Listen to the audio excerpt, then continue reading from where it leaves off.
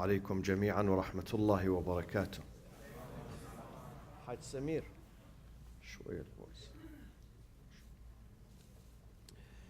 بسم الله الرحمن الرحيم. الحمد لله رب العالمين،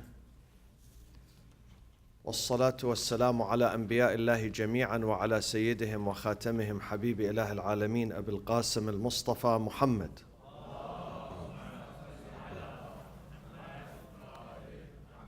وعلى أهل بيته الطيبين الطاهرين المعصومين وأصحابه المنتجبين ومن تبعهم بإحسان وإيمان إلى يوم الدين.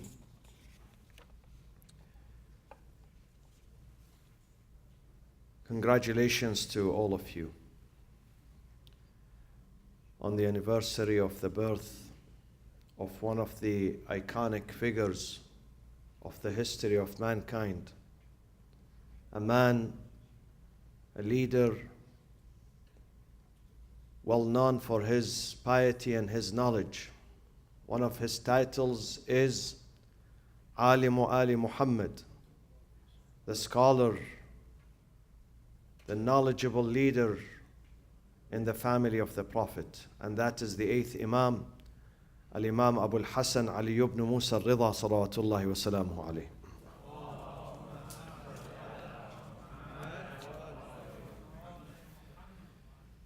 This Imam lived for only 55 years. He lived 52 years of them in the city of Medina, Medina al-Munawwara, where he was born and raised by his father, by his grandfather. Though his father, the 7th Imam, was also taken away from Medina for almost 10 years, and he was jailed. He was in the prison of the Abbasid tyrants in Basra and Baghdad, in 2 cities. The last 10 years of his father's life was spent behind bars, in the worst type of incarcerations. The family of Bani al-Abbas, the dynasty that is related to the Prophet, peace be upon him. And they started their movement in the name of the family of the Prophet. They declared that we are here to support the family of the Prophet, to bring them back to leadership, because they were marginalized by Bani Umayyah. So now we are coming back to power to bring Ahlul Bayt. This is how they deceived the masses. And this is how they garnered the support of the masses. They used the name of the family of the Prophet. But once they had their grip on power, they were persecuting the family of the Prophet. So Imam al-Sadiq was killed by one of the Abbasid caliph, by Al-Mansur al-Abbasi. His son, Imam Musa alayhi salam, Musa al-Kadhim, Musa ibn Ja'far al-Kadhim, was killed by Harun, another Abbasid caliph. Imam Ridha alayhi salatu wassalam was murdered by Al-Ma'mun, the son of Harun. 52 years of his life was spent in Medina, leading and teaching and guiding. And he had a special corner in the mosque of the Prophet, Masjidun Nabi. Special corner assigned to him. And that masjid was not only a place of worship and prayers, but it was a school too. Between the prayers times, that masjid, Masjidun Nabi, was a university of people who would come from all over the countries to study Islam. And that mosque was filled with scholars, ulama, jurists, fuqaha. And those fuqaha, they say, when we face a very tough question, a mas'ala that we cannot find an answer to it, we go to that corner where Imam Ali ibn Musa Ridha is sitting. We bring our masail, our questions to him, and he has a ready answer. He has a decisive answer. He says sometimes, one of them said, throughout my companionship with the Imam, which lasted for some years, he said, I asked him, I counted the masail, the questions that I asked Imam Ridha, it came to 15,000 questions. 15,000. And the Imam was ready to answer them. So he became Alimu Ali Muhammad.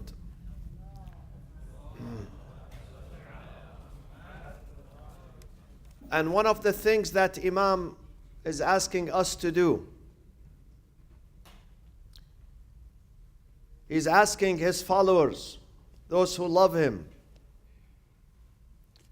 those who believe in him, those who go and visit his shrine in the city of Mashhad. He says, Rahimallah man ahya amrana. Rahimallah, may God bestow his mercy on that person who would bring back our affair, bring back our name, support us in our cause. So one of the people said to him, one of his students, how do we bring back your cause?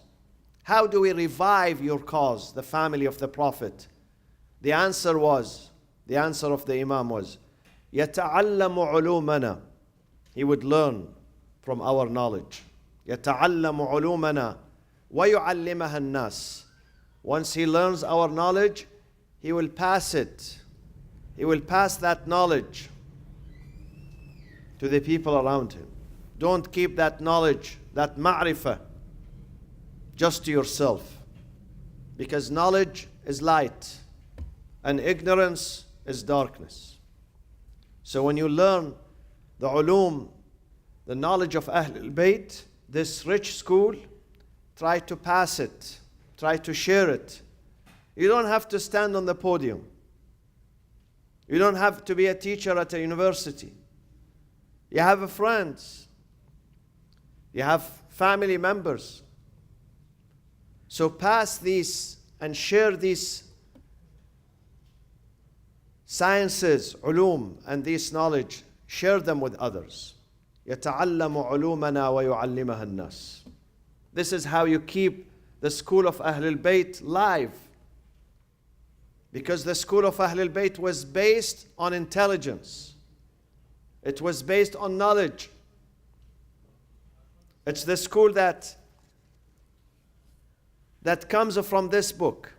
One of his companions, his student, says, when we go to Imam Ridha and we ask him, he brings the answer from this book, extracts the answers from the Holy Quran.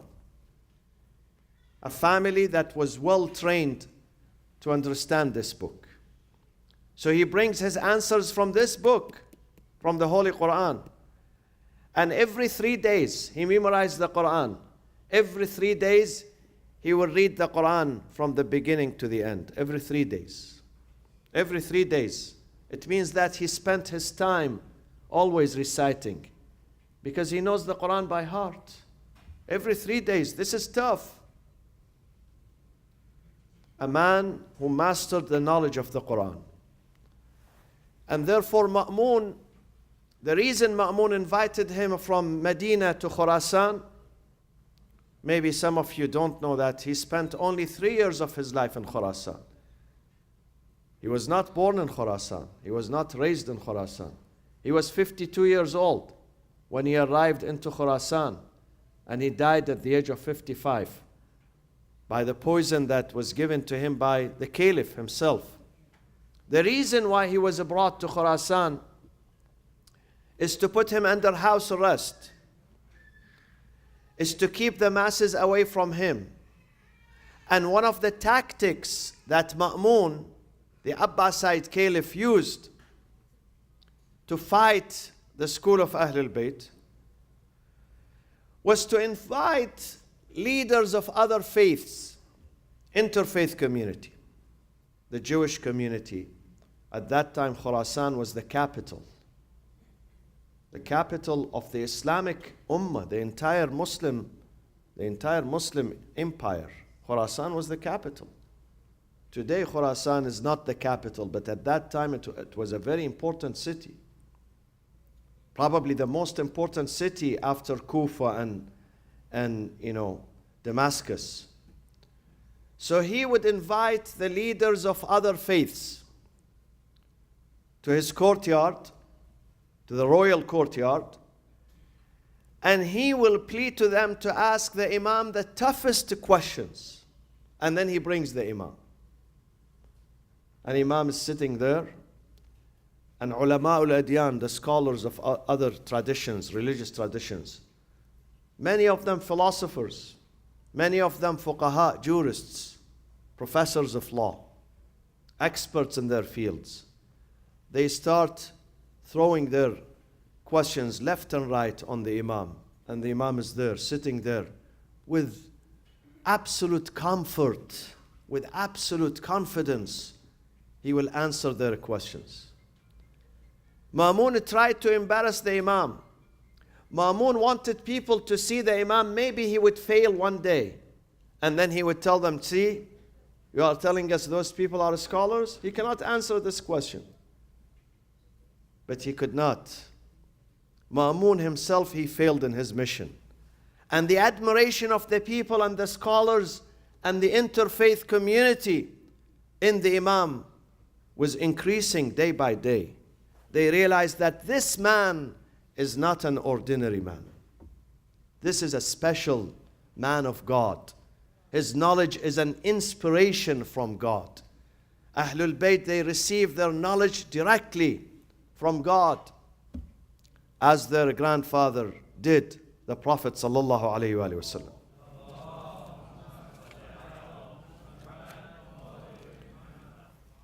One of the most beautiful teachings of Imam Ridha that I'd love to share with you tonight, it's the meaning of faith. He speaks about the meaning of Iman. What is Iman? Iman has many interpretations, many meanings. But what exactly is Iman? What is it? What is the difference between Iman and Islam?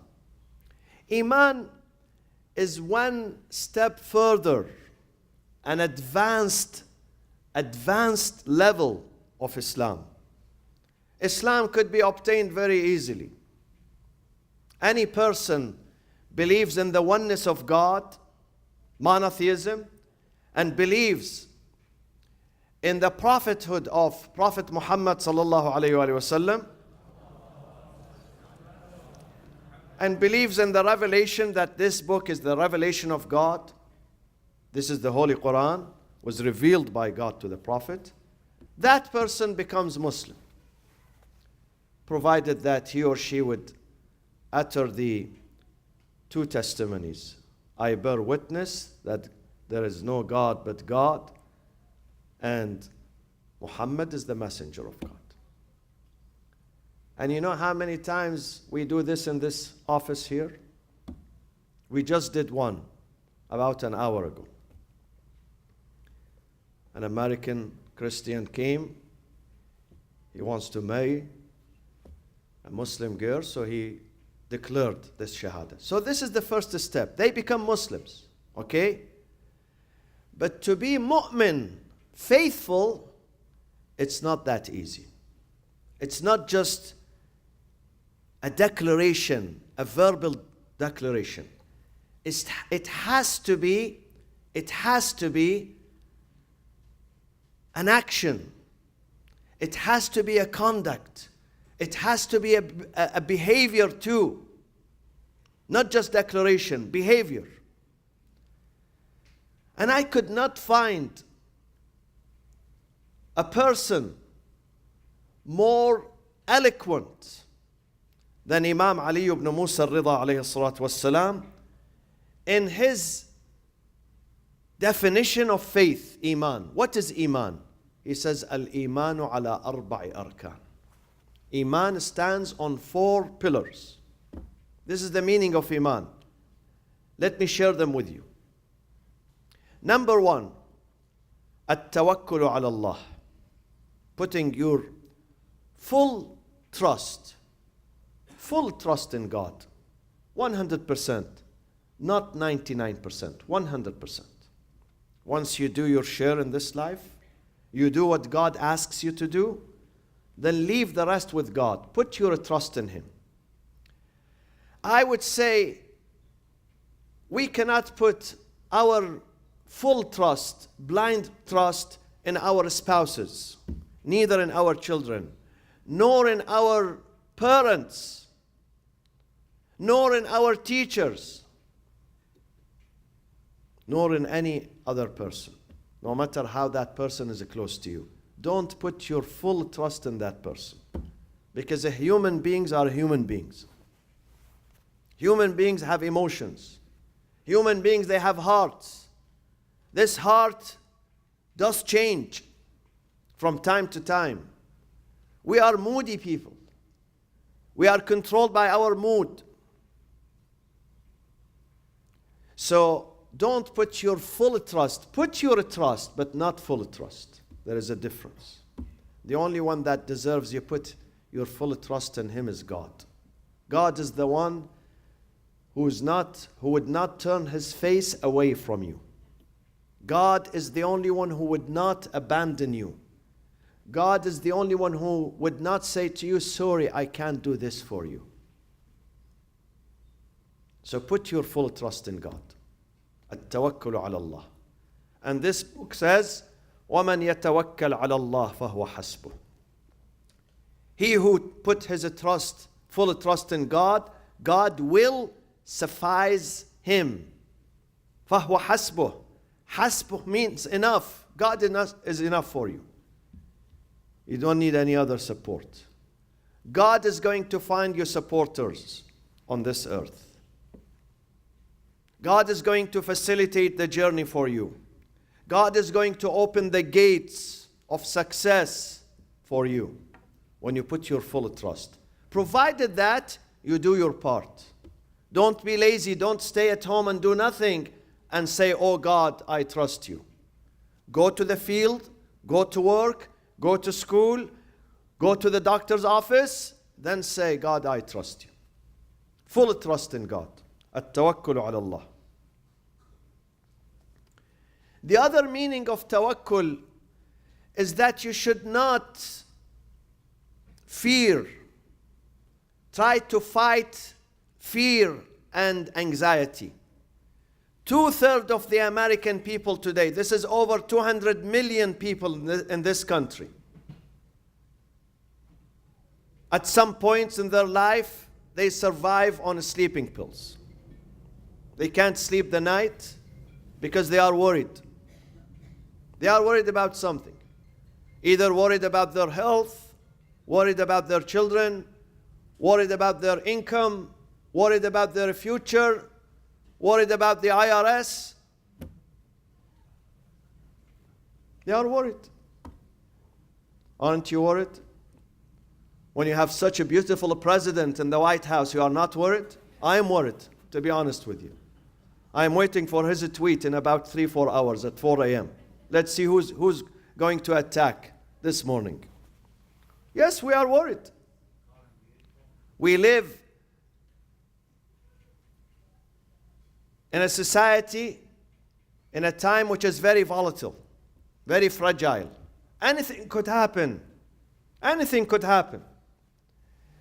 But when you trust God, when you have full confidence in God, you should not be worried. Don't do something wrong and then trust God. Have peace of mind. When you do your job, turn to God. Tell Him, God, I did what I could do. I leave the rest with you. Take care of me. Take care of my family. Then sleep with peace. Don't be worried.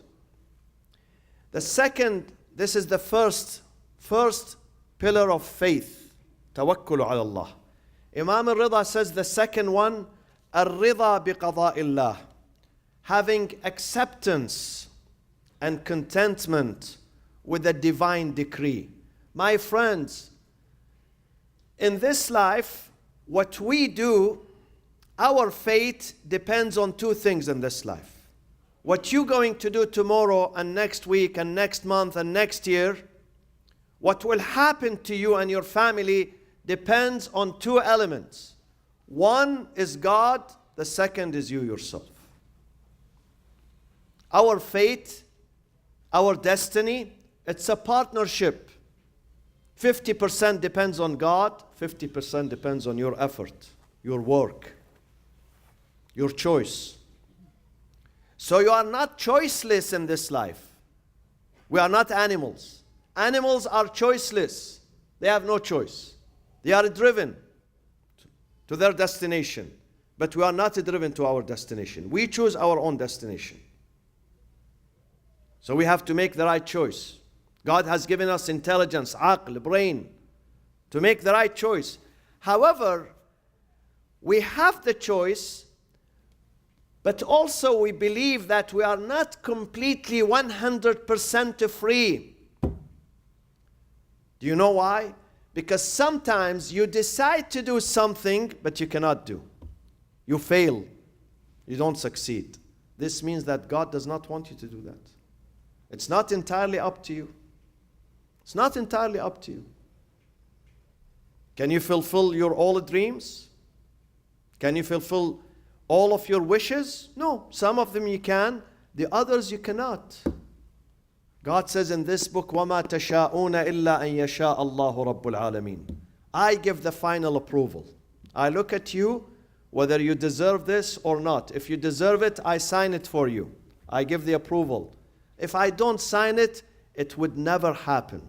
Even if you bring the wealth of the entire earth, the power of the entire earth, it would not happen. Therefore, we have to believe in divine decree. We have to have acceptance of the divine decree.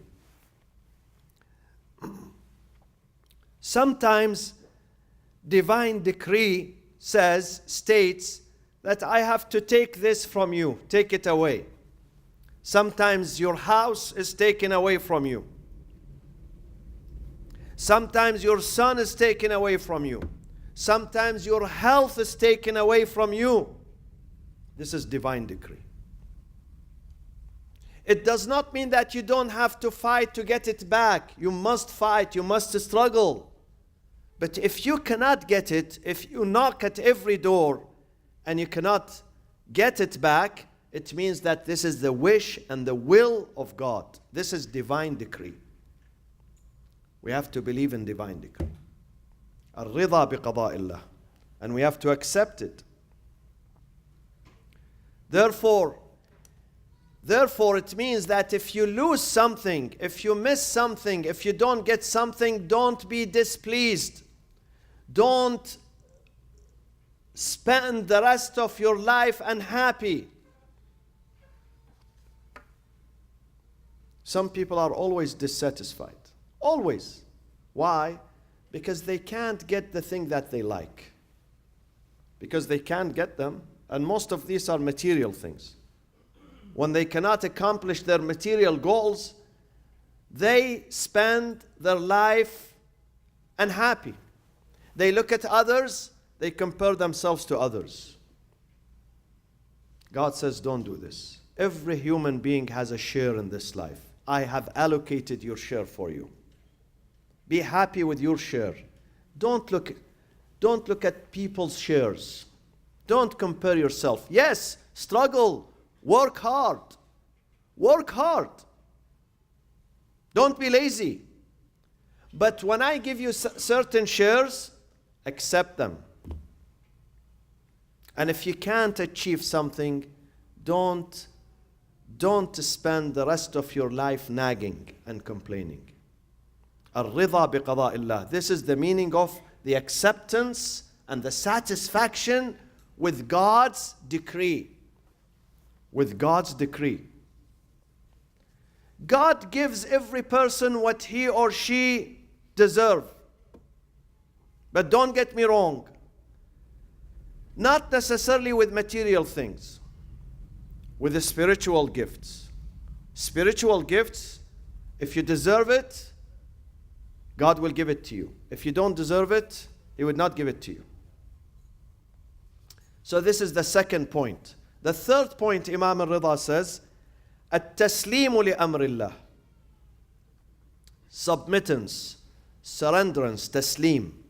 Surrenderance to the ordinance of God. When God says you must do this, we must do it. لا يكلف الله نفسا إلا وسعها.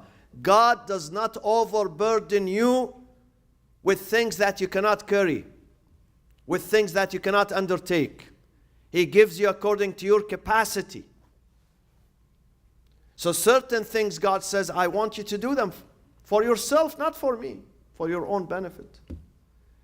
God says, don't lie. So don't lie, that's it. Don't say it's difficult. Someone was telling me the other day, I can't. It's difficult not to lie. It's about the training. It's about how you are raised. Some people don't lie.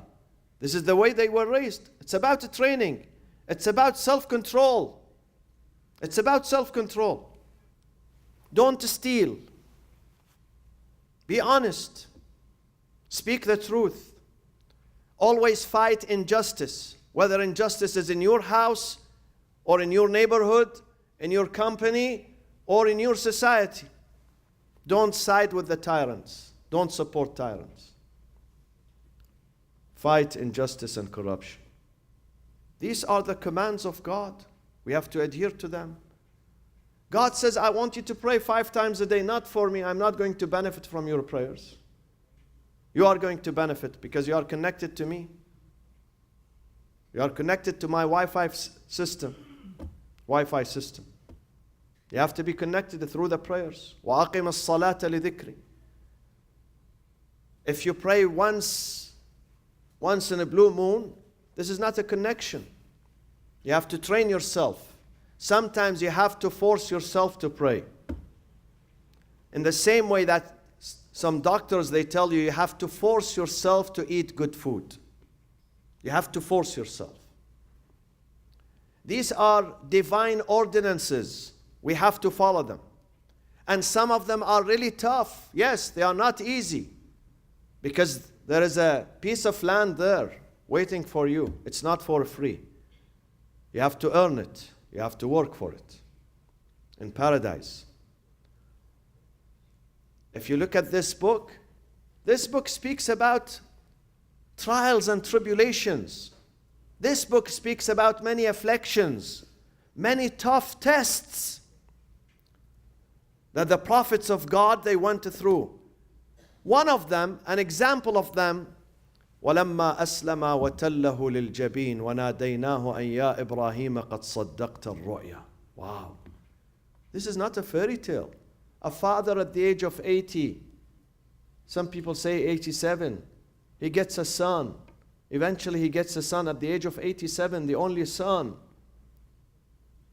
Ishmael. And 14 years after him, Isaac came. So when Ismail is only 12, the father says to the son, I saw a dream this morning. I have to take you to the desert and sacrifice you. It's tough. But the father was ready and the son was ready too. This is divine ordinances. God did not want Abraham to sacrifice, to kill his son. God is against murder. But God was testing his will and his faith. God was testing Ibrahim's faith and Ismail's faith. And they succeeded. So once he puts his son, he laid him down and he puts the knife, the answer comes, Ya Ibrahim qad saddaqta ar-ru'ya. You have fulfilled the mission. I don't want you to murder him. I was testing your faith in me to see whether you listen to me or you tell me, God, this is too much. Please, I can't do this. How many times a day we say to God, I can't do this? I know some people, some fathers, they say to God, I can't take care of my family. Some mothers, they say, I can't stay in this family. Too much for me. They run away. This is how society is failing, because we don't live up to our responsibilities. As fathers, as mothers, as children, we don't live up to our responsibilities. So this is at-taslimu li amrillah. Once God says, I want you to do this, tell him, yes sir, this is Islam. Al-Islamu huwa at-taslim. The true meaning of Islam is to surrender to God. And then Imam Ridha says, and this is the last part, he says, the fourth pillar of faith. So number one was at-tawakkul ala Allah. Trusting God. Put your trust in God, your faith in God. Number two was al-ridha biqada'illah. Having pleasure and satisfaction with God's divine decree. This is number two. And number three, at-taslimu li amrillah. To surrender to God, to accept His ordinance, not to argue with God. What is number four?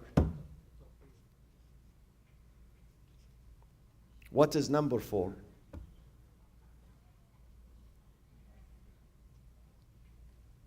How many of you have visited Imam Ridha alayhi salam?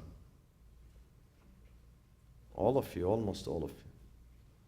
This is one of the masterpieces. Believe me, this hadith is a masterpiece of narrations. The jewel of all narrations. Number four is what? What is missing here? Because there are four pillars. One of them, tawakkul. Second, ridha, acceptance. Number three, surrenderance. What is number four? It's mentioned in the Quran. It's taken from the Quran. The verb is taken from the Quran. وَأُفَوِّضُ أَمْرِي إِلَى اللَّهِ إِنَّ اللَّهَ بَصِيرٌ بِالْعِبَادِ. Ufawwid means I entrust my affair to God. What does that mean? It means that God wants you to work hard in this life. If you are a student, you have to be the best student. If you are a laborer, a farmer, a worker, an employee, a CEO, you have to be the best in your field. The best in your field. So you have to do your job. But sometimes you are serious. You are doing your job. You are not doing something wrong. But you reach a deadlock in your financial affairs, in your family, with the friends, with the government, sometimes with others. You reach a deadlock. And in that case, you turn your file to whom? وَأُفَوِّضُ أَمْرِي. Amri means my affair, my file. Now I turn it to God. I did what I could. But at the end, when I can't do anything more, then وَأُفَوِّضُ أَمْرِي. I entrust my affair to God. I leave my file with God. He's going to take care of it. He's my attorney. When attorneys here fail in their mission, leave it to God. This is tafweed. Inna Allah basirun. God knows best what is good for me. Basirun bil ibad. God has full knowledge of my affair. God has full knowledge of my benefit. What works for me and what works against me, He knows. These things we have to learn them. These things are the pillar of faith, my friends. These things we need to incorporate them in our life. May Allah bless you all, inshallah. This is a beautiful and happy occasion. I'd love to continue, but I have reached my 34th minute now. I leave the podium for our Moustafa to recite, inshallah, some poetry in the praise of our Imam Ridha. One thing before I leave, we have the youth camp coming soon, inshallah. August 3rd through August 6th. Beautiful camp in the mountain in Big Bear. But we need you to encourage the young generation to register, and those who can help us financially with this camp. This camp is very costly here. We live in the state of California. This state, compared to other states, is very expensive. A youth camp which costs $120 in Michigan, let's say, same food, same time, same period, it costs $300 here in this state. It's expensive. This was our decision to choose an expensive state. So therefore we need some help. So if you can help us financially, this is Ali Muhammad. Can you stand, Haj Ali? This is one of the most energetic and vibrant leaders of the youth, who is going to get married soon, inshallah. Soon. He has his fiancée here. He'll get married, and once he gets married, he disappears from radar. So let's take advantage of him, and please approach him and help him, inshallah. وصلى الله وسلم على سيدنا محمد وأهل بيته الطيبين الطاهرين